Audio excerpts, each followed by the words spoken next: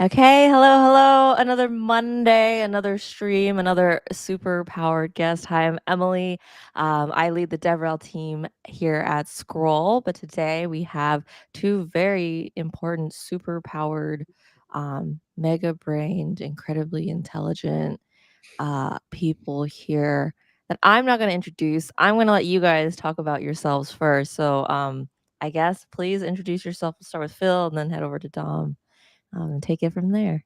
Absolutely. And first of all, thank you very much for having us on, Emily. It's a pleasure. For everybody who's listening / watching, I'm Phil, co-founder of EasyA. You can really think of EasyA like Duolingo for blockchain, and I know that a lot of you watching will have done the scroll challenges in the EasyA app.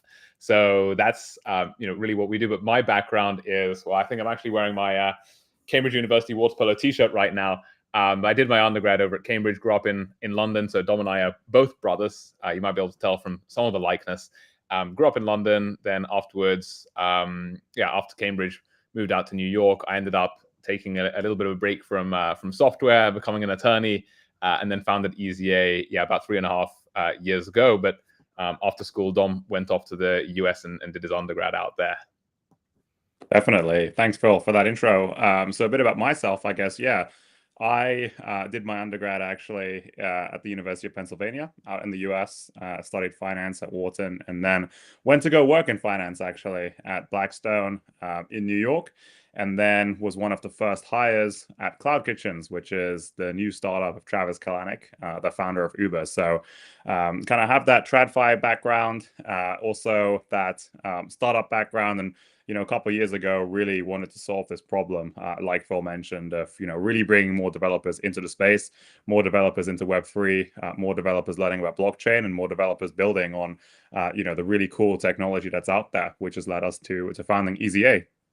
Yeah. So, I mean, I guess before we start, we should probably introduce EasyA. I know you mentioned it's a bit like Duolingo for blockchain, but if you could dive in a little bit more into I think the hard part about audio and these kinds of formats, you don't get to play around with the app necessarily, but talk a little bit about like the user experience, maybe like journey, purpose, goals.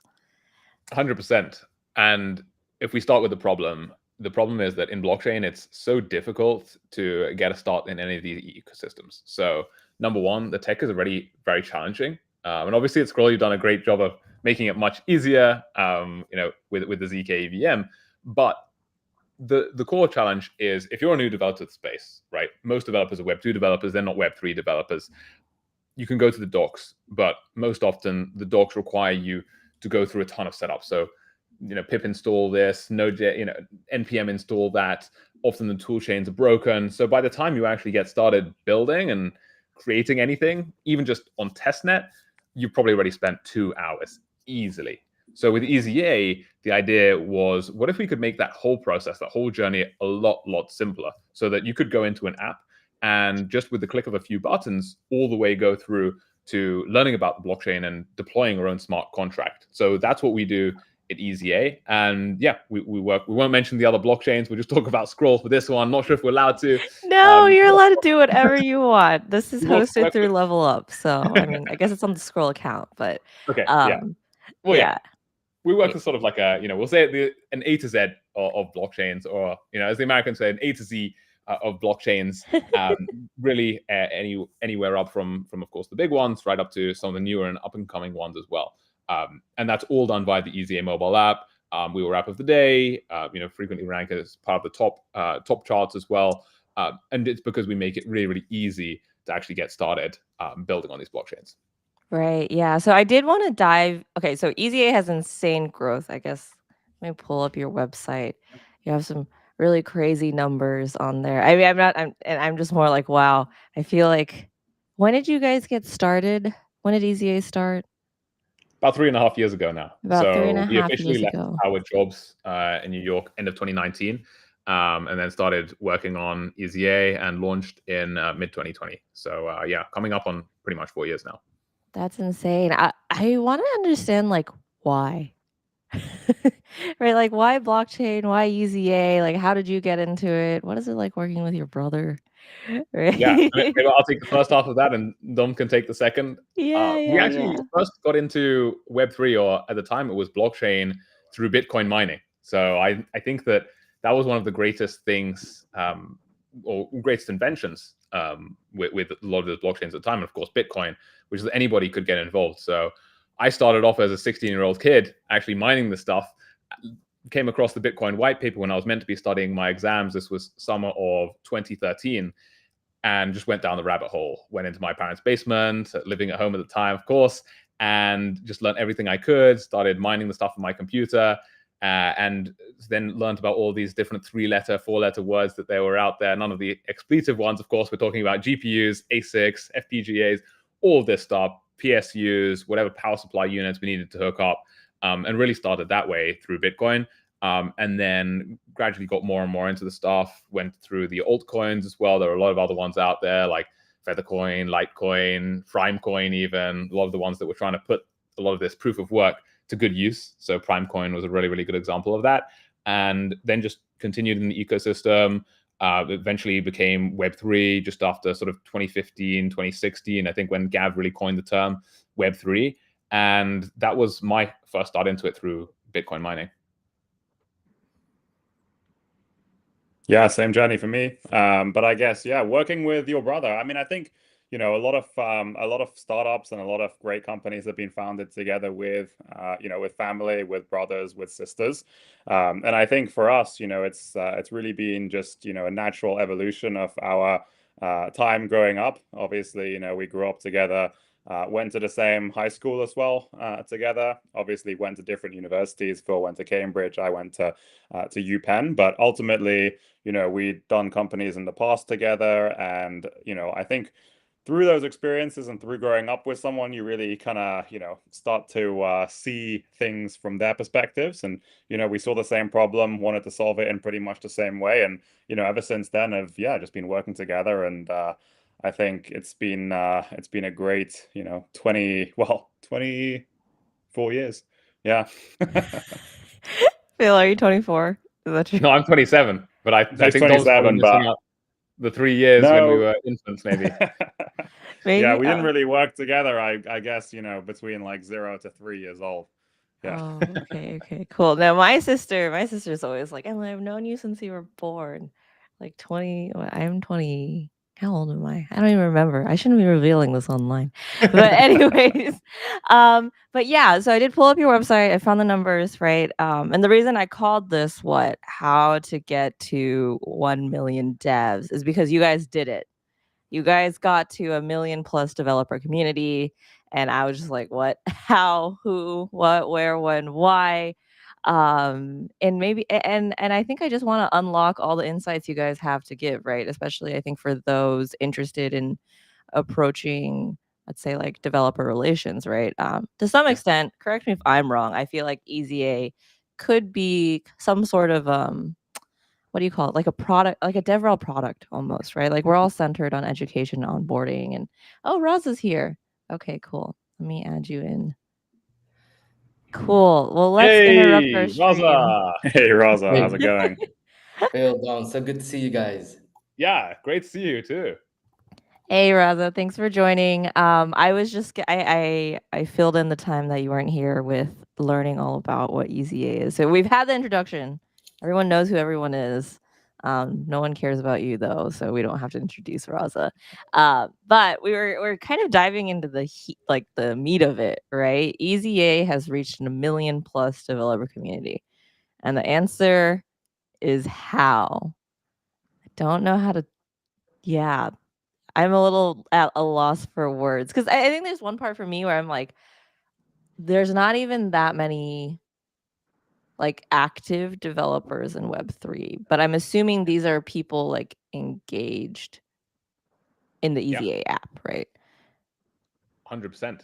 So our big goal was to bring net new developers to Web3. And that's really what has maintained what we've been working on throughout. So that's why when we looked at solving this problem, we knew that we had to tackle it in a new way. We knew that we couldn't just do another web app or something that a lot of other people have done. We couldn't just spin up docs. We couldn't just spin up anything that was targeting like the existing Web3 developer base, because I think in the Electric Capital developer pool, it's like 20,000 active Web3 developers. So a big difference from the 1 million that we have today. So we thought, well, what's the best way that we can do that? Well, first of all, we need to go where developers actually are, which is mobile.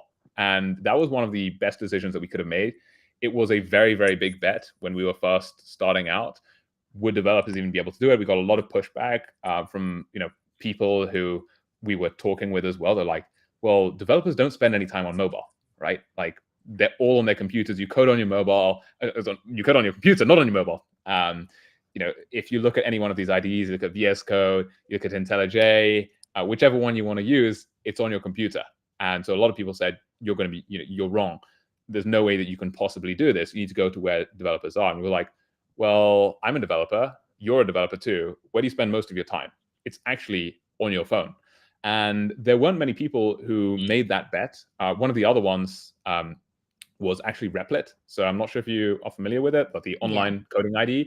I'm sure a lot of people here will know it as well, but they made a big bet on mobile as well. And they made Replit for mobile. And this was, they made it even after us, but it blew up.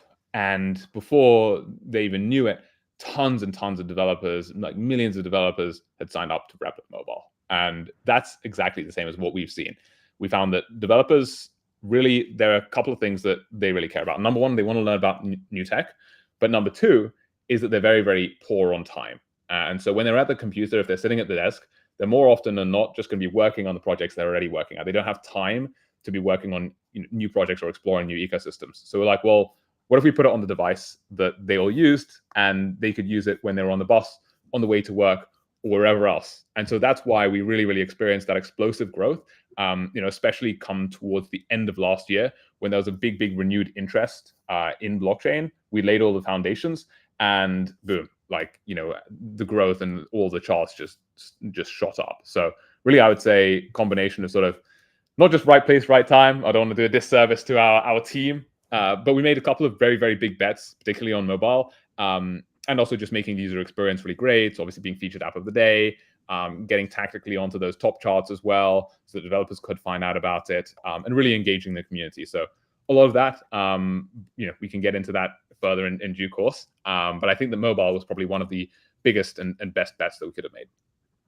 Yeah, and it's amazing to see the actual community, come out of the app essentially every month or two. 1 to 2 times a month when we host hackathons all around the world. So yeah, whether it's Boston, typically at Harvard University in the US, or in the UK and London, pretty much every month we have these amazing hackathons where hundreds of people come, they line up, they build, and they actually launch amazing startups that have gone on to get backed by YC A16Z, all in person. So yeah, really cool to see that as well. Obviously, online communities and people learning online is one thing, but then to actually see them all come to life in person is incredible. And yeah, keeps Phil and I traveling a lot around the world. A couple of observations from my end, right? Because we go back for a minute. I remember Dev Connect, Amsterdam. It felt like you guys were, you guys were dabbling in the space. Fun anecdote. I got stopped in the street. What it was the Gary V Friends hoodie, was it? It was. Yeah. And so a couple of observations from my end is that I see you guys doubling down on content. You have a very I'm curious about that strategy. The second thing is you guys are very active in certain regions. So you mentioned Boston, you mentioned London. Obviously, you guys are based in London. And then finally, the IRL, diving a little bit deeper into that is the IRL component. You see, I've seen when I was in SF, part of a few startups is I saw they didn't do anything IRL. They felt like content is king, scalable, but you guys have a mix. So maybe if you could shed some light, why are you guys focusing on the Harvard, Boston community and London? How does content fit in? And I feel like you guys focus a lot on students. And so what are these conscious decisions? What's the strategy behind it? Definitely. I mean, maybe Dom can take why we're focusing on Harvard, Boston, and those regions, and then I can take the content. Yeah, definitely. So I think EasyA originally started actually out of student communities. So that's one of the reasons we actually were able to grow so fast, is because at the very beginning, Phil went back to Cambridge, partnered with Cambridge Blockchain, other university societies across the UK. And then I did the same in the US, went back to Penn, went back to other great colleges all across the East Coast, Columbia, all of these great universities, and then on the West Coast as well today. But really, getting students onboarded onto EasyA app, doing workshops, doing events on these different campuses, really to galvanize the community. And then, today, obviously, it's become a huge network of over 300 plus blockchain clubs all across the world. We just hosted a massive hackathon in Singapore with a couple of hundred people all showing up in person at NTU, which is one of the great engineering universities out there. But yeah, essentially, students are just a great demographic to tap into, because they're the ones who are typically looking to learn, obviously. You're not really at university if you don't want to learn things. And then you're also typically at an age where you want to, maybe start a startup. The opportunity cost pretty low. If you're a student looking to found a company, it's either, founding a company, or maybe, going on holiday, or doing other things like your university. So it's not like, you're leaving a job and you have a family already, and it's a lot harder to start a startup. So yeah, that's why we really focus on students. And, students have made some of the biggest inventions in blockchain in the past. If you look at Ethereum, was founded by Vitalik when he was very young. Same thing with Polkadot and other huge blockchains out there. So yeah, young people are really changing the world.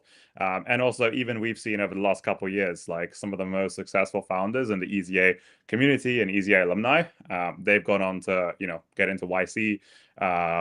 Company recently got backed by Founders Fund as well. And yeah, really cool things being done by young people. So it's definitely a good audience to tap into.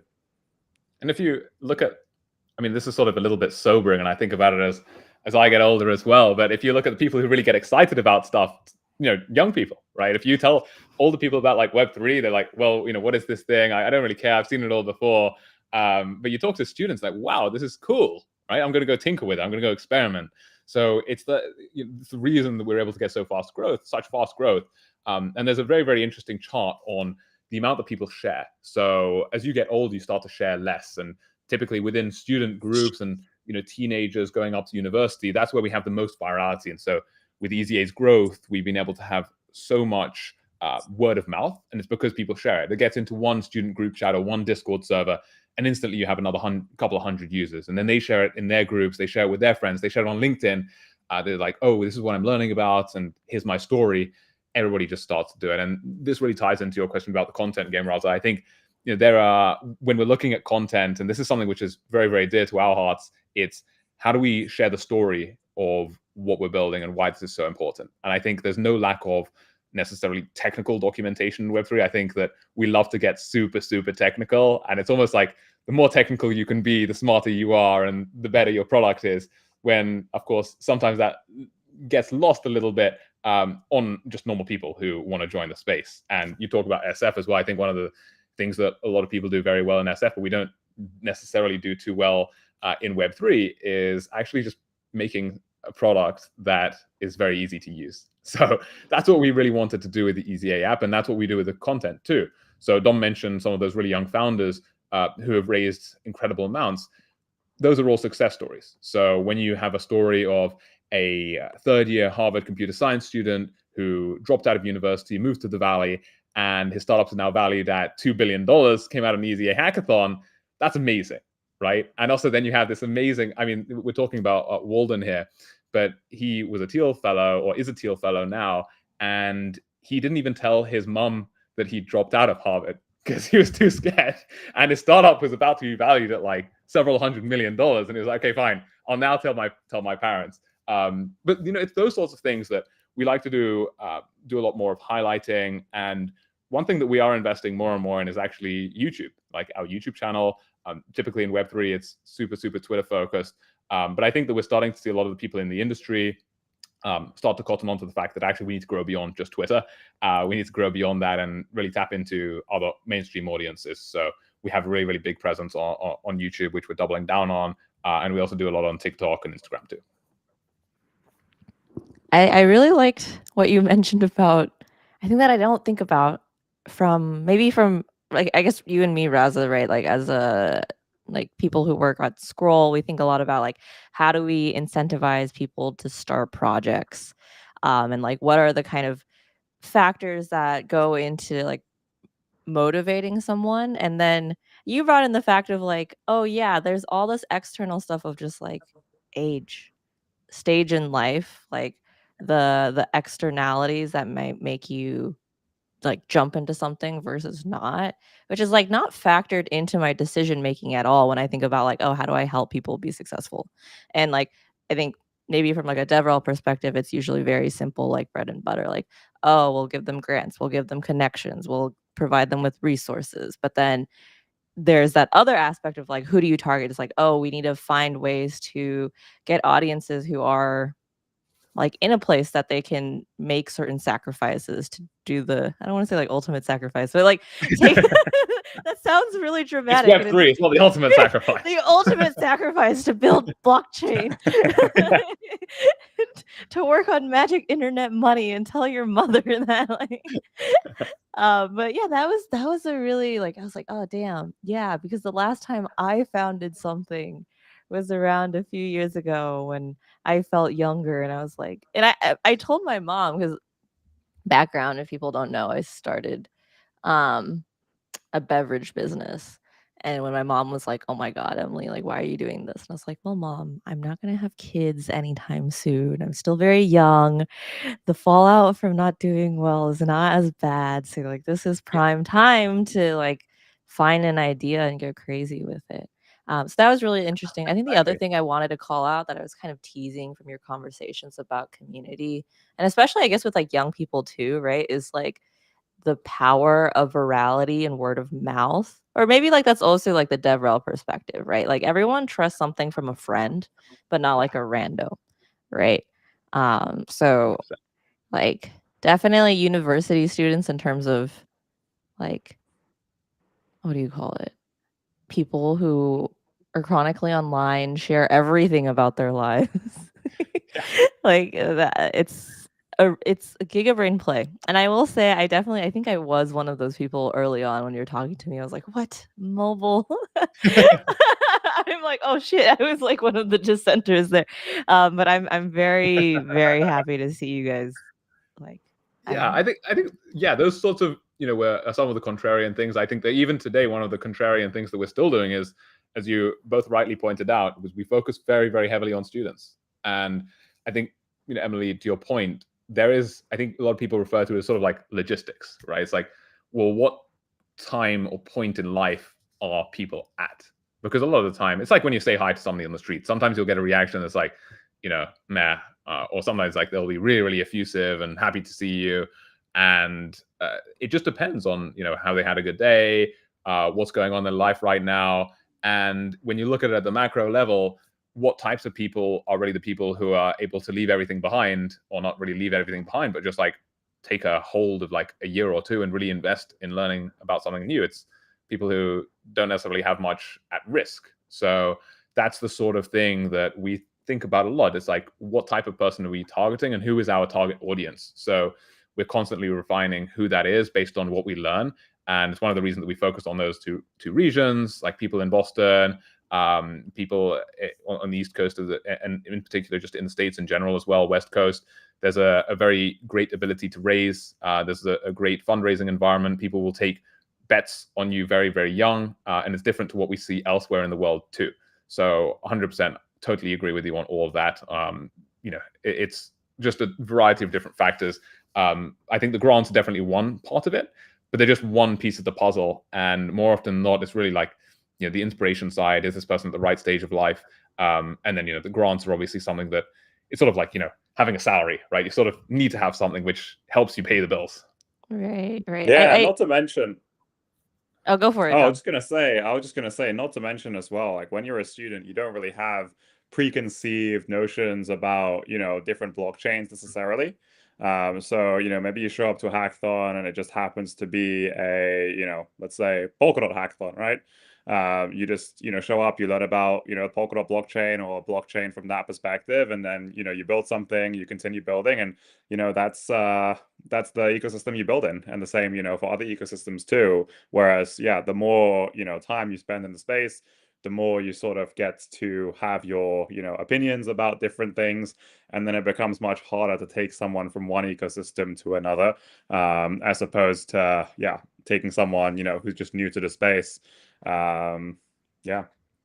Yeah. No, I totally feel that because I feel like the contrarian thing about university students, I think for maybe like businesses especially, is like I feel like it's long tail effects in a sense, right? I think here as adults, maybe like I'm so wrapped up in the chains that I know, right? And like, okay, yeah, how do we get someone immediately? But to your point, right, when you nurture them early and that's where they start, like kind of later down the line, that's when you kind of see the fruition come into like your own ecosystem, which is really cool. It's a lot of time it happens faster than you might even expect. Oh, really? Okay. We never well, obviously we always wanted to hit 1 million users and go beyond that, but I think that we hit this far faster than we actually thought. And that's like a couple of reasons looking back. Number one is a lot of people just built stuff alongside their studies. Number two, during periods of intense activity as well, a lot of people will just drop out. And then you immediately, like, they're inspired. They raise a little round, or maybe it's a pre-seed, or they get into an accelerator and they just take a semester or 2 semesters out. So immediately then people are in the community. And then even if you're looking beyond that, within a year or 2 years, a lot of people have just graduated. So especially if you get them in their third, fourth year, if we're talking about the States, then people are just like, they go.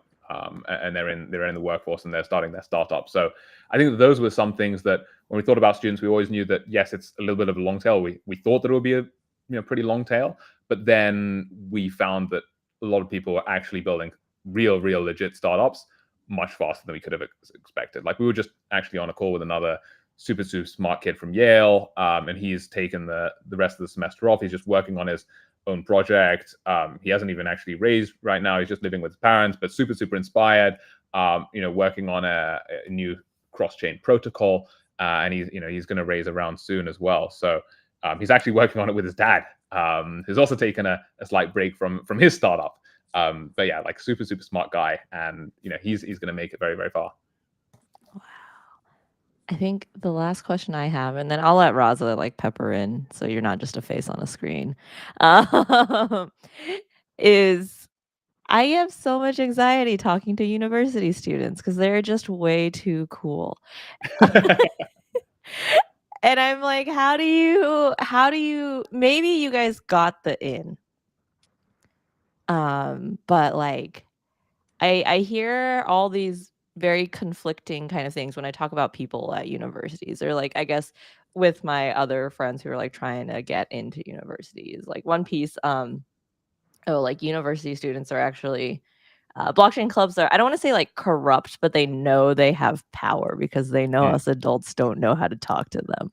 Right. And I speak maybe also because I used to run the hackathon club at Dartmouth. And this is kind of me being putting myself out there for the chopping block. But at least in terms of like when I was when I was there, we were definitely like, how do we milk as much money out of all these naive companies trying to like sponsor our hackathon? Like, we don't need this much money, but we're gonna charge you X amount because we know we can. Right. And then they come and then we hack and it's fun and everything. But like, yeah, like how did you build that relationship? Right. And what are the university attitudes? How did you circumvent the, how do you call it, the arrogance of youth? Yeah. That's a great question. I think that, you do say, and it's very much dependent on who's leading. Of course, maybe, with you, Emily, at school, I probably would have been careful with a leader like. No.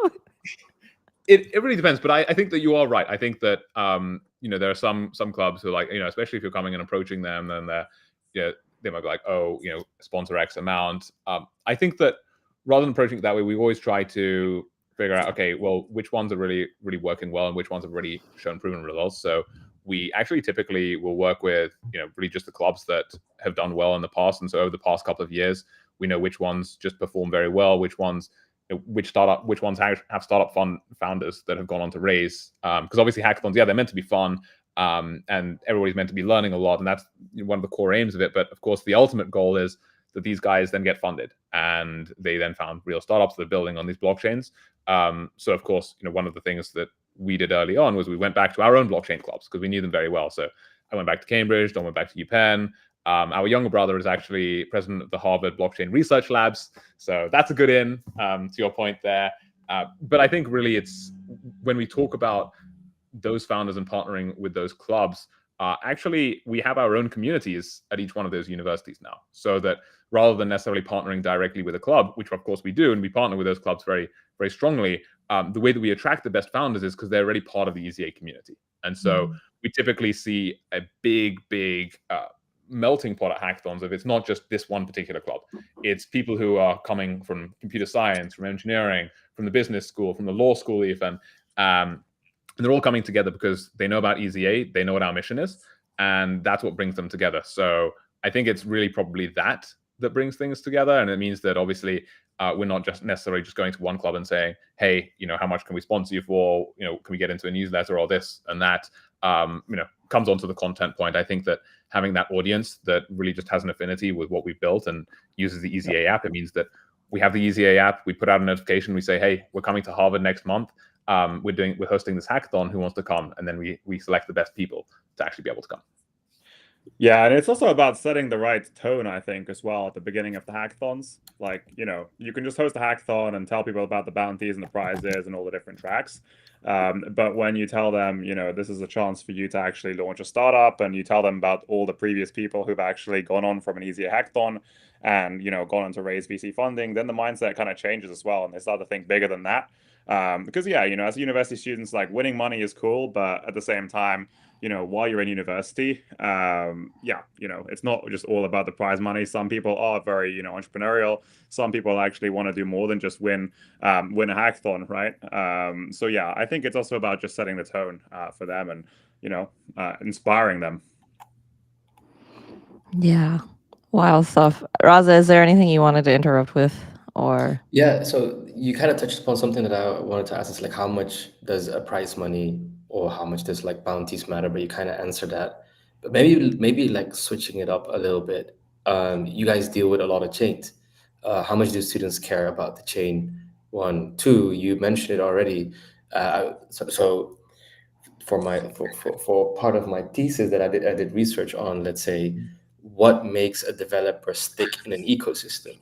And what I found out is that, among a survey of several hundred developers, it was kind of like their first touch point is where they stuck around. It was same with the stack and language. It was very cloud focused. So why are you AWS focused as opposed to Azure, as opposed to Google Cloud? And it was like most of them had like a hackathon they visited, or they some of them went through like a certification roadmap and program, and then they just stuck around in that and they don't really like switching. Developers don't really like switching, even though like the principles might be the same. And so what's your experience like that? And then maybe double tapping into what's it been like for students engaging with Scroll in the EasyA app? Great question. So I mean, I can kick it off. Really, I think that in terms of that retention piece, and also in terms of where we see developers staying, the way that we've set up in the EasyA app is so that developers can really dip their toes into every ecosystem very, very quickly. So of course, we will highlight an ecosystem for a particular quarter just so that developers know what to focus on. But beyond that, they're able to swipe left, swipe right, and then tap into a particular blockchain very, very quickly. And really what we want to do is, because it comes back to that inspirational piece, it's to show developers why they should be building with this particular blockchain rather than necessarily technology. And I think that's what we found early on that developers really cared about, rather than necessarily focusing on too much the technology just upfront. It's the story actually behind that blockchain. So of course, that's why with SUI, with Scroll, we talked about the founders. So Sandy's journey, Ye's journey, Haishen as well. With Sui as well, we focused on Fantastic Five, those founders, the story of it coming out of Facebook, out of Libra, and then developers have something which will keep them in the ecosystem longer than just the next new tech. Because everybody's going to say, yeah, we have now higher TPS, we have this, we have better tech. It's a story that actually keeps developers there.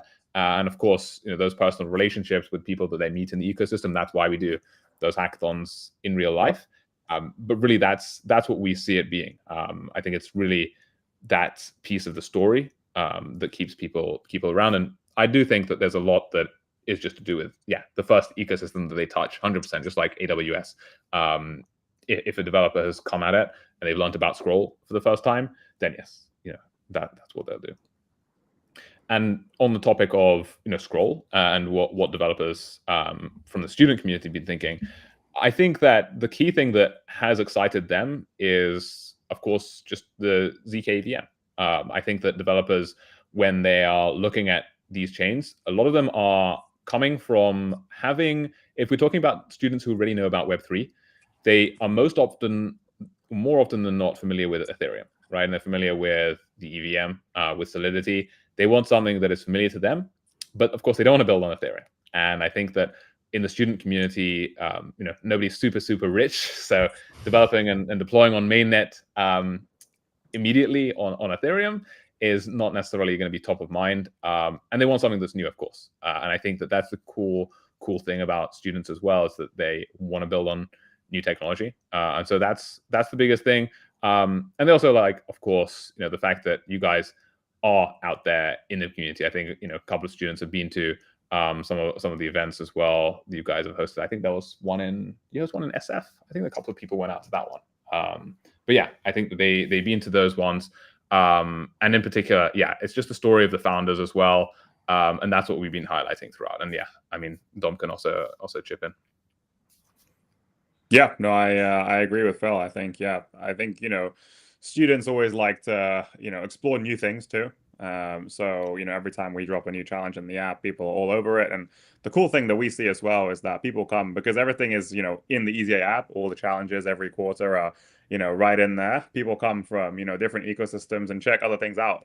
And that's something that you don't typically normally see in blockchain. Like people typically either really maxi about Solana or maybe some of the other blockchains out there, and there's also no real opportunity if you come into the space and you hear about this one blockchain. There's no real reason why you'd also start to explore other ones unless you actually actively go to their website, take the effort to actually look up what are the top 5 blockchains out there and do a deep dive into each one. Whereas like you come into the EasyA app, you come for one blockchain, you swipe and you end up in Scroll, right? And then you've just learned about a whole new tech stack. So yeah, really cool. And I think people have loved just learning about Scroll in general. I do want to talk about content a bit. Or Raza, go for it if you have a follow-up question. Yeah, just the last one. I think like I said, I don't make most podcast episodes, and when Emily was like Dom and Phil coming on, like I ran over, I made time, like I switched over my agenda, I was making sure that I'm here, and like I said, we go back for a minute, and I've seen you guys' journey, like, and it's actually personally it's been very, very inspiring. Like you guys approached it from a very, very different angle, like we've spoken about in this episode, when it comes to like the demographic, when it comes to the regions, when the way you guys went about it. I think that the only other brand I've seen out there that does it like that is BuildSpace, and you guys have a very distinct brand with that regard. So for being very selfish, personally, but also from Scroll, it's like, how can we as Scroll serve the student community better? Like, how do we go about doing that? Yeah, right back. Well, first of all, it's been, I can't believe it's probably been it's been over 2 years since we first met. Almost 3, yeah. Over 2 years. Time has really, really flown by. I remember we met outside the BuildSpace house. Correct. That was like, as you were coming through in your VFriends hoodie. I think that the core thing is really community. And I think that what we've seen with other ecosystems is that this is 100% like not quite the be all and end all of every ecosystem, but the bread and butter or the foundations of every ecosystem. And I think what you're doing really well, Raza, and the Scroll as well, is number one, the content to drive up that awareness. But number two, I think that what students and just the community in general need is that community. Having those community leaders in particular places.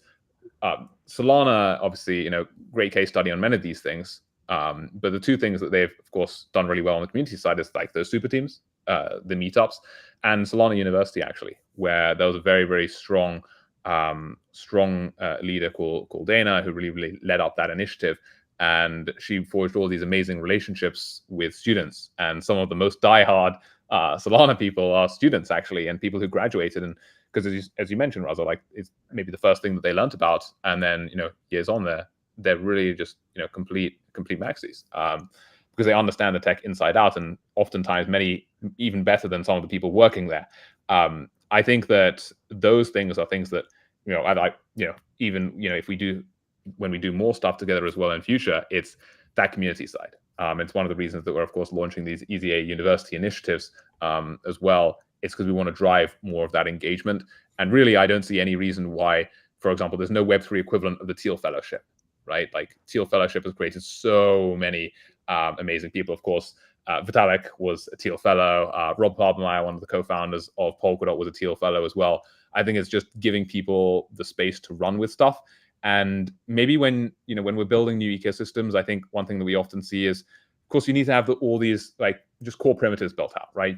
You need to have a DEX, you need to have some social fi apps, you need to have all of these things. And I think when we're looking at developers and looking at other ecosystems, to your point, I think you're right, Emily, about you can get people who've built them in another ecosystem before. And I think that for that it's great. But I think if we look at what students are and the role that they might fill in an ecosystem, is really those new ideas. So the people who are going to build something that's never been built before, who have these wild and crazy and wacky ideas. Somebody's going to build this blockchain blockchain computer, right? Like this Ethereum virtual machine that nobody really ever thought about, smart contracts, right? And there'd been some research on that before, but nobody really actually done it. And then Polkadot, right? Just totally new, came together with Gavin Wood, and one of the other co-founders, and built that out. So I think what I like to see from ecosystems is definitely like having the right role for students, because I think that if you view students as being like another way to build out another DEX, I think that there's a lot of disappointment to be had there. But if people view students as being this source of new ideas, in a similar way to how the Teal Fellowship views students as being like this opportunity to completely disrupt and think about things in a new way and a novel way, because like they haven't worked at a Facebook or a Google before, or they haven't worked at one of these other ones, they don't have these other maybe misconstrued, or they don't have any conceptions of what should be the right way to do it. They just do it. I think that's my perspective on that whole question. Yeah, and I mean, you can even like, if you just want to get started right away, I think, one great way is just start to fly students out even to some of your events, just on a case-by-case basis. If you meet, great students along the way at different conferences, or maybe you're even in touch with certain blockchain clubs all over, across the world, you can, just invite them to, for example, DevCon, different Scroll events out there. And then through that, you really start to build like a great bond with them. And, students often know people at different universities, and they can then introduce you to others further down the line. Maybe they know other founders. But I think that's a great way. That's a pretty low lift way to build really strong connections with people, because people are not gonna, forget if they were flown out to, really cool event in Thailand, or, somewhere in Europe where a lot of these, amazing events that you host are. So that's always a great way. Yeah, and to add that as well, I think that the core piece of that is as well for the retention piece, right? Why would a student continue to stay? And really, it's those opportunities. So I remember we chatted, a while back about, or not so long, a couple of months ago, I think, about what is at the end of that? What is that for developers to look forward to when they're joining an ecosystem? Comes back to why they would join in the first place. It's like, who can they meet? Can they meet investors? Can they meet some of these brand names? Can they get into some of those early stage programs that some of these VCs are running, or accelerators or incubators? I think that those things are absolutely key. Do you think that in the age of everything AI now, with AGI coming up, it feels like 2 years ago, 3 years ago, when we started in Web3, it felt like it was worth learning all this stuff, because if you do, you have an edge, right? The design, the smart contract, the languages. It's moving so fast right now. Is it worth being a developer today? Yeah, we should all just sit back and not learn anything. We should wait for AGI. I mean, I think that I think about this a lot, actually. We spend a lot of time, obviously, in SF, and there's like, in some ways, there's this paranoia, right? And it gets to me sometimes too. It's like, well, is there any point in learning this stuff, right? Is there any point in me learning how this new language works, or just like I'll just be able to type in a prompt and then it's just going to build it for me? But I think that the key thing is it's same as like, the reason that we study stuff at school. It's like not necessarily, I mean, there's that saying, right? Education is not what you learn at school, it's what you remember after you've forgotten what you learned at school. And I think it's that sort of thing. It's like you need to understand how to build a product. And I think that that's maybe one of the shifts that we're going to see, is that these products become easier to build in some respects. I still think that, in general, and Dom and I were just literally chatting about this about 1 hour ago, AI is still like, relatively far off in terms of being able to do a lot of things very well. But I think that at the end of the day, what's going to matter is how can you build a product that people actually want? And that's something that I don't necessarily see AI being able to do anytime soon. I think that we're still going to have to build products that people want and connect with people as well. And I think that even if you look at some of these AI generated images, like people, videos, why do people still resonate with people? Because they want to have that connection. And I think that that's also where we can add value as an ecosystem, and as a, even just within EasyA itself, for example, or as a blockchain. Like, what's going to get people sticking around is that they like the community. So I think, well, I'm going to keep banging on. I'll sound like a broken record about community, but I think that that's the key thing. It's like, it's the community bit. And also, like, yeah, I mean, you probably tell I'm a big community guy. I think Dom has similar views on AI, AGI as well. Yeah, exactly. I think, it's definitely not a way to, a reason to stop programming, not a reason to, stop learning how to develop things, but definitely can help, once you kind of know what to look for. It's like Google, Google's a great tool, it's a great aid, but it's not, it's not the way that you can just like run your life. Raza disagrees. Raza's like, I'm not learning anything for the next 3 years until AGI happens. I think It's true. Well, my role has changed quite a bit, but I do think that AI keeps me up at night. I'm amazed by it. I'm excited by it. Productivity-wise, it's phenomenal. Content creation, right? I think that we're at this stage where we can capitalize on utilizing the ones that are utilizing AI tools right now will get far ahead. That we're still, but that time window is narrowing down more and more to this extent that at some point people be able to link like the amount of productivity and output to AI, and then everyone is doing it, and then you'll need to think of another edge. The same thing goes for like the developer space. So I'm more focused on content creation nowadays, but like on the developer space, the same. Like just being out for it for like 3 to 6 months, and then looking at like, let's say, Cursor or Cloud. And specifically like Web3, right? Like, I mean, the initial prompts Web3 was absolute garbage, but it's not anymore.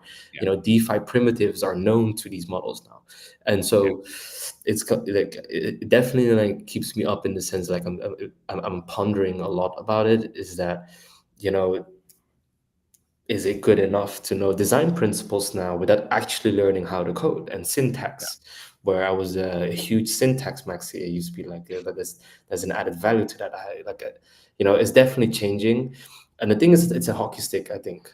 Right now, you mentioned, you and Phil, you and Dom, spoke about that the output of most of the prompts are still like not good enough, but it's changing rapidly, like genuinely speaking. If you look at flash loan creation, or if you look at, find me errors or create tests, it's really, really, really evolving rapidly to the extent that where I think that a good engineer right now equals the work, could equal the work of like 3 to 4 engineers. as opposed to building. Now, DevOps is still something else, right? Monitoring and maintenance and utilizing AI for that. That's still like, I think, something where it requires quite a bit of development. So from a product point of view and building and launching a product, I think that I'm excited, scared, and I wonder and ponder a lot about this, especially when it comes to education. Same. Yeah. I mean, I think that you're right. I think that things are really developing so quickly. I think the two things that I think about a lot are, number one, I really do still view it as more of an accelerant. I think that the role of a developer will change. And yeah, it's not necessarily worrying about syntax too much. Similar to how like we had these aids with, ID, for example, pointing like, rather than, I know a lot of people, I don't offend the Vim people, or, people just use text edit or whatever.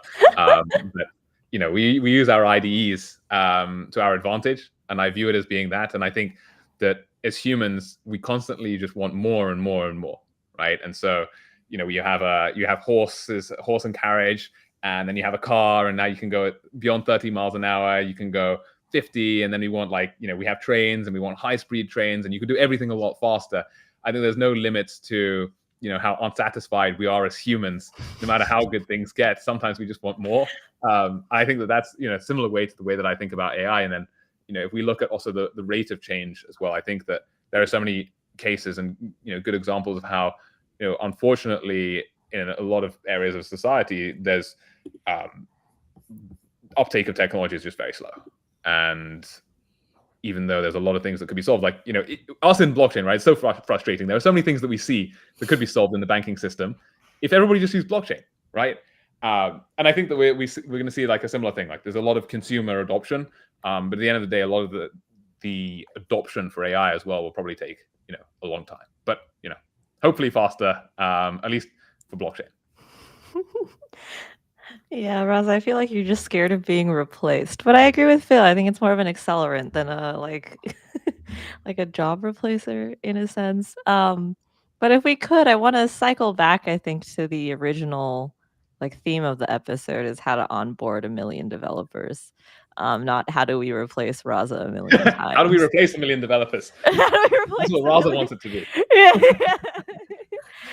Which I honestly do think. I do think AI will be part of the how do we onboard 1 million developers, whether that be onboarding 1 million developers through incredibly efficient content creation using AI, right? That's there. What I was going to ask was I wanted to go back to kind of EasyA's journey and talk about content, because it's been 3 years. It is kind of, I want to know how you guys started with content and where it is now, like lessons learned in terms of, what works, what doesn't. I think you mentioned founder-led stories, which is, I think typically I see more and more popular, founder-led marketing being a really important driver of adoption. When I think about my journey of how I view Zuckerberg and how I view Instagram and Facebook now, I feel like that's case study, right? Or do you like the new Zuck or the old Zuck? I like new Zuck. I like the chain. Now, I don't know if I like the chain, but now every time I see a man wearing a chain, I think of Mark Zuckerberg, and I'm like, oh God, it's. I don't know. They have the Ray-Ban Oculuses now or something like that, right? Yeah. I don't know if you've seen it. He filmed a super cool video with John Cena. I'm getting on my tangent now, right? Like Raza had his AI tangent, I have my Mark Zuckerberg tangent, but I wanted to circle back to just advice and lessons learned. Yeah, from your guys' side of what kind of content did you create when you first started EasyA versus what it looks like now? That's a great question. I think one of the biggest learnings, I can go first, and we have so many. I'm sure we could fill up a whole episode with this, but I think one of the biggest things is, as you mentioned, just having that more personal side to the content. I think when we first started, we started off more on a sort of corporate content, if you see what I mean. I think that when we were starting, we were like, okay, well, this needs to sound really professional, right? And it all needs to sound like it's come from a corporation or a company. And that was when we originally started. Everything would have to be very, very vetted out. And I think that looking back, that was a mistake. And a learning, like a key learning, is just, it needs to sound human. It needs to sound like something that could actually be relatable to people. And so as part of that, obviously, a huge amount of work that Dom and I do, and the reason that we're always on different places, and we've been on like an airplane pretty much every single week, sometimes multiple times a week, is because we're always meeting the community in person. And so I think, yeah, like that founder-led bit is really, really important. And I think that, you know, when we looked at some of those other companies who are like, you know, really big or great, and you look at an Apple or you look at a Google and what they're doing, it's like, well, okay, they're just tweeting from the company account, or they're posting posts from the company account and all of that. But actually, one of the biggest advantages that we have as founders and as a smaller startup is that we can be out there, and, you know, we don't necessarily need to dissociate, you know, Dom and me from the actual brand itself. So I think that really, if I were to sum up a lot of that learning, it would really be that founders, like, we need to be super, super active, and more often than not, we are. We need to also just be out there in the community, and show, like, you know, that we care. And I think that actually, Dom and I were discussing this before, like, you know, people were talking about like, why does Totally have such a strong following, and Raj, you know, because he's a reply guy, right? He's like always there in the comments, right? Like, somebody makes a post about Solana, he's there and he's talking about it. If somebody says something bad, he's like debating them. And there's like, he's perennially on Twitter. Like, I think that that's probably one of the biggest things that, you know, you can do as a founder. And obviously, like, that we really, really started to do very well, and that really, really helped with the growth.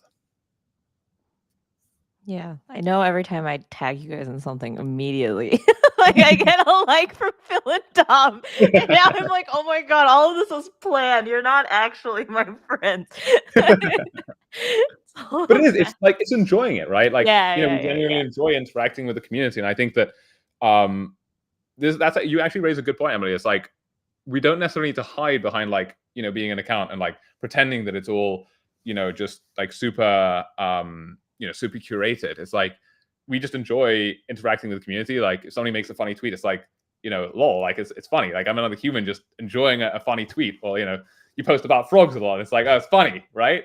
And we don't need to have like some you know, some corporate account that's like, I don't know, or this corporate account probably wouldn't even interact with that, because it's like, it's not professional to interact, you know, whatever, right? And you know this very well. It's like, you know, just being funny and just having fun along the way is like probably one of the best things that, you know, you can do if you're growing the content game.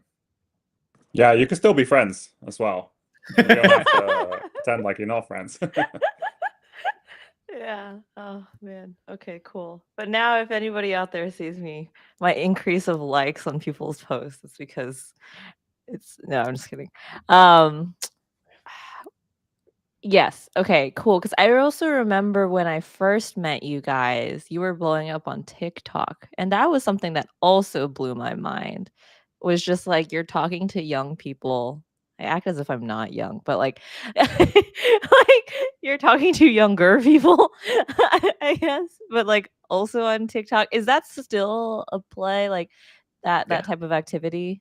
Yeah, 100%. And you know, the interesting thing that we've seen is so many people who started off like on the TikTok have translated into the EasyA app, because, you know, they're on there and they're scrolling, and at some point you reach, I think certain people are starting to call this like a TikTok or a YouTube or an Instagram Reels checkpoint, where they realize that actually they've been scrolling for like an hour and they feel really guilty, and they're like, well, I should do something about this. And so they go and, you know, often they'll just stumble across an EasyA video and they'll be like, actually, this is great. Like, I'm on my phone now. Why not, instead of scrolling TikTok or Instagram, let me just go ahead and download the EasyA app and learn. And, you know, we have a lot of different content around that. We have like some that's just, you know, more fun loving and just like, you know, fun productivity help, or since a lot of our audience is students, it's like study hacks or sharing the story sometimes about students. And then like that in itself is interesting to watch. And then we'll throw in a video about the app and what they could do there. And so developers just go in, they download the app. And yeah, we've, you know, used TikTok and TikTok live streams as a way to boost that growth. We actually did I did like a marathon live stream once, which ended up sending us to number 9 on the App Store. I was looking through the photo. I think it may have been actually number 7, but really, really high up. That was just through like doing a live stream, and I was getting everybody to download it and compete on the leaderboard. Anyway, that's a story for another time. But like really, really fun content like that, just to get into people's competitive minds, get them off TikTok. So yeah, TikTok probably don't like us too much for that, but people like us. Yeah, I don't know if you have any more questions, Raza, but otherwise we are at time. I know you guys are in Hong Kong, so it's a bit late. Oh no, we're good. Oh, We're pretty much like on US time still. Oh, we keep switching places. I'm in New York now. You guys in Hong Kong. Next Oh, week, Missouri, of course. Yeah. yeah. Soon I'll be in Hong Kong. You guys probably on this side of the world again. Yeah, we'll be back in New York soon. Yeah. Cool. No, I really appreciate the time you guys made. Like I said, super grateful to know you guys and we've been friends for a minute. Excited to see you guys, the journey you guys been through, and more so, super excited to like I said, how Scroll can serve the student community better. Definitely learning a lot from you guys, and looking for like a closer collaboration with the community. So while we're also learning how to engage with the student community. Yeah. And right back at you too. And it's been a pleasure knowing. Well, I think we've known each other for probably like 1.5 or so years. I met you guys ECC Paris. DevCon Bogota. No. I met you in Paris when I was still a Before. truffle. So that was about 2 years ago. 2.5. Around 2 years ago ish. Yeah. Cool. That's okay. Yeah. I'm not as memorable as Raza, because I think we met in a cafe and we like chatted and then like disappeared after that. But we'll need to find that in the group chat. I'm pretty sure it was Bogota. Oh no, yeah. It was Bogota in the sense of like that's when we actually started talking to people. Okay. Talking to each other as people. But like okay. I first met your face. Is that the right way? In Paris. I remember because you were telling am I allowed to, you know what? This is casual. You were telling me how your brother was like really old looking, but was actually young. And that was the first conversation I ever had with you. And then I met Dom in person. I was like, what are you talking about? He does not look I look that quite old. young. Yeah, I think you look quite you have like the silver fox vibe, but your face is young. Like, I don't know. Exactly. Yeah. So it was a very memorable occasion for me. Sometimes they think I'm Phil's dad. I don't see it, but I always end all of these on one question. So it's a question for both of you. If you were a type of soup, what kind of soup would you be and why? Oh god. Really Roz is uncomfortable. Why are you making that face? What? I don't even know what kind of soups there are out there. What are the options? I'm not much of a soup guy, yeah. What are the options? Mushroom, tomato, spicy tomato, lentil soup. Lentils. If you guys be Turkish, I'd say broccoli. Broccoli. Is broccoli a soup? Yeah, broccoli cheddar. Is broccoli a soup? Broccoli soup, yeah. I like to keep things healthy. Yeah. sounds like the EasyA brothers. Yeah, they're just broccoli. It'd both be broccoli soup. That's a contrarian Plus, opinion. broccoli is shaped like a brain, so yeah. Okay, cool. I dig it. I accept that answer. Well, anyways, thank you guys so much for joining. It was a pleasure getting to hang with you guys online. Yeah, I'll definitely. see you IRL soon. At some Yeah, point Great in seeing the you, Thank you so Emily and much for having us Raza. on. Of Great seeing you course. too, See you Russell. guys. Thanks for having us on. Bye. Catch you soon.